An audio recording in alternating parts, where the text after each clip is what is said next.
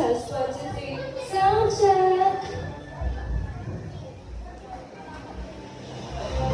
Hey there, welcome to CRB's Setup, where we help you explore future opportunities and give you the latest updates in the job market.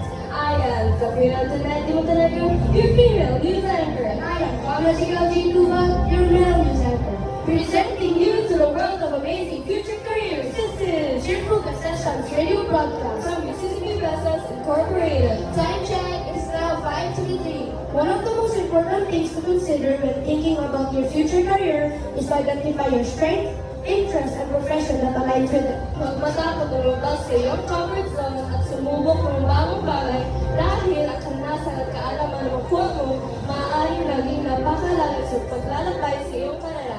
What do you want to be when you grow up? I want to be a nurse when I grow up. I'm going to be a police. I'm promising to become an athlete. And why did you choose that career? I want to become a nurse so that I can be there for people when they need help the most. I want to be a police so that I can serve the community, help others, and have a career advancement. I want to become an athlete so that I can make my country well known and respected. The future belongs to those who prepare for it today. The only way to do great work is to love what you do. CB or being everything. Start your with Matea. Hi, and habol and welcome to CRB 867. Mataya, ang sa imong gibati, humansa ka tapusan makapot ang imong tumog ng imong doktor. Ug manong, Gibati na ako ng nalagsaon tungod sa pag-abot sa akong tapos sa bata pa ko.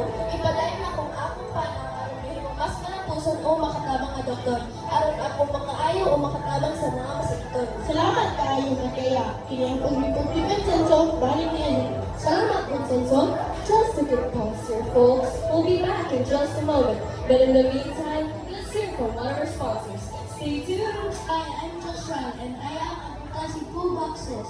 As an engineer, I use this every day. It has every tool you need. It has its hammers, nails, screwdrivers, and more. Get it now for only $10. CB or being everything. Let's now move on to Write It Up. We're thrilled to announce that we have a special guest with us today. He is not only a famous athlete, but also a former student of Mississippi Vessels Incorporated. Hello, good afternoon. What is your name? Good afternoon. My name is Charlie Gordon. So, Charlie, how did you get into football and what inspired you to pursue it? I got into football because I was inspired by one of my favorite athletes ever since I was young. Now that I finally achieved my goal of becoming one of the top athletes, I want to say thank you to the person who inspired me to play football. Inspiring. What advice would you give to the young athlete or just starting out the current sport you're in? My advice I would give to the young athletes is to set your goals high and don't stop until you get there. Remember, hard work beats talent and doesn't. The talent is to work hard. Thank you, Charlie. Let's take a moment to hear from one of our advertisers before we continue. Want to book a flight to South Korea? Fly with us now with the rates there. Fly Emirates, fly better. Book your ticket today and join us for a comfortable flying experience. Still can't figure out what you want to be in the future? Someday you'll become an athlete. Someday you'll become a police. Someday you'll become a flight attendant. Dream big, work hard, and never give up. The key to success is to love what you do and do what you love. Embrace challenges for they are opportunities in disguise. A little process each day adds up to great results. The secret to getting ahead is getting started. Believe in yourself, never give up, and keep pushing for success. Your future career starts with your own unique path.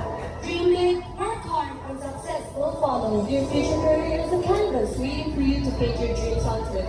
So come with us and explore the amazing world of future careers. Congratulations on taking the first step toward your success. I believe in you and your talents. I wish you all the best on your path to success. CB,